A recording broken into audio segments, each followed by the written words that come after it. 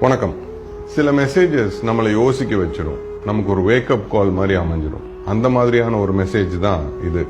என்னுடைய நண்பர் அனுப்பினது தான். கேளுங்க. கொஞ்ச மாசம் முன்னாடி என்னுடைய காலேஜ் ஃப்ரெண்ட், ஒரு நல்ல தோழி, அவங்களுக்கு ஒரு 45 வயசு இருக்கும், இறந்துட்டாங்க. இறக்கறக்கு 3 வாரத்துக்கு முன்னாடி தான் பர்த்டே கூட செலிப்ரேட் பண்ணியிருந்தாங்க. வாட்ஸ்அப் குரூப்ல போட்டிருந்தது.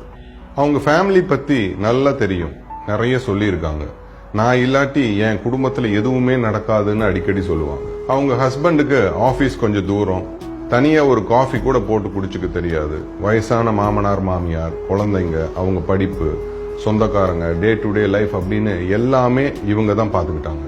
அடிக்கடி அவங்க சொல்ற வார்த்தை, என் குடும்பத்துல நான் இல்லாட்டி சரி வராது, எல்லாத்தையும் நான் தான் பார்த்து செய்யணும், என்னை பத்தி யாரும் யோசிக்கிறதே இல்லை, நோ ரெகக்னிஷன், நோ கேர் அப்படின்னு சொல்லியிருக்காங்க. இவ்வளவு பார்த்து செஞ்சவங்க இப்ப அவங்க இல்ல. ஒரு 2 மாசம் விட்டு அவங்க ஹஸ்பண்டுக்கு ஒரு போன் அடிக்கலாம்னு தோணுச்சு. என்னால ஏதாவது ஹெல்ப் வேணுமா சார் அப்படின்னு கேட்கலாம்னு தோணுச்சு.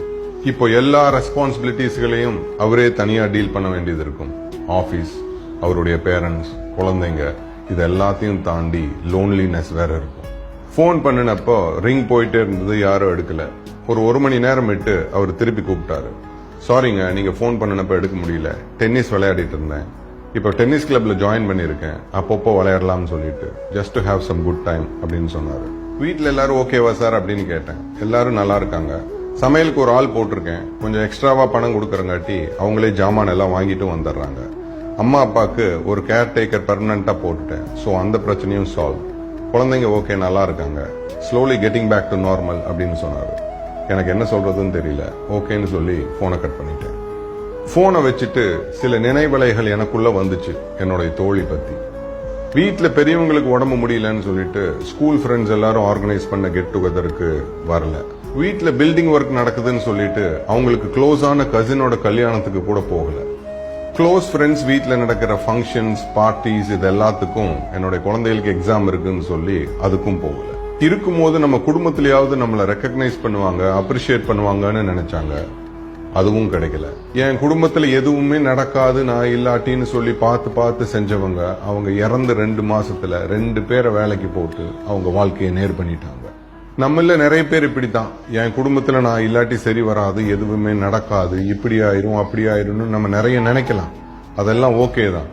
ஆனா நிதர்சனம் என்னன்னா, யார் இல்லாட்டியும் யார் இறந்தாலும் வாழ்க்கை நகரும். எல்லா துன்பங்களையும் நினைவில் வைத்திருப்பின் மனிதன் சோகம் தாங்காது, சரிந்து விடுவான் என்பதாலேயே மறதி அவனுக்கு இயல்பாயிற்று. சௌக்கியமான இந்த மறதி மனிதனை லேசாக்குகிறது, வளர வைக்கிறது. இந்த பதிவிலிருந்து நமக்கு கிடைக்கக்கூடிய மாரல், ஒரே வாழ்க்கை. அற்புதமான இந்த வாழ்க்கையில நாம வாழும் போதே நமக்கு பிடிச்ச விஷயங்களை சந்தோஷமா செஞ்சுக்கணும். நாம இறந்ததுக்கு அப்புறம் வாழ்க்கை இருக்குதா இல்லையான்னெல்லாம் யாருக்கும் தெரியாது. நாம சுயநினைவோட வாழ்ற இந்த வாழ்க்கை தான் மிக முக்கியம். இங்க நண்பர்களோட பேசுங்க, சிரிச்சு சந்தோஷமா இருங்க, உங்களுக்கு பிடிச்ச இடத்துக்கு போங்க, உங்களுக்கு பிடிச்ச மாதிரி வாழுங்க. அடுத்தவங்க சந்தோஷத்தை சார்ந்து மட்டுமே வாழாதீங்க. நாம எப்படி வாழ்ந்தோம், எவ்வளவு சந்தோஷமா இருந்தோம் அப்படிங்கறதுல தான் நம்ம வாழ்க்கையே முழுமையடையுது. எல்லாருமே தனித்தனி பிறவி அப்படிங்கறத மனசுல ஆழமா வச்சுக்கணும். இந்த பதிவையும் நம்ம முண்டாசு கவியோட சிறப்பான வார்த்தையை வச்சே முடிக்கணும்னு நினைக்கிறேன். இனி தெளிந்து துணிந்து மீண்டிடல் வேண்டும்.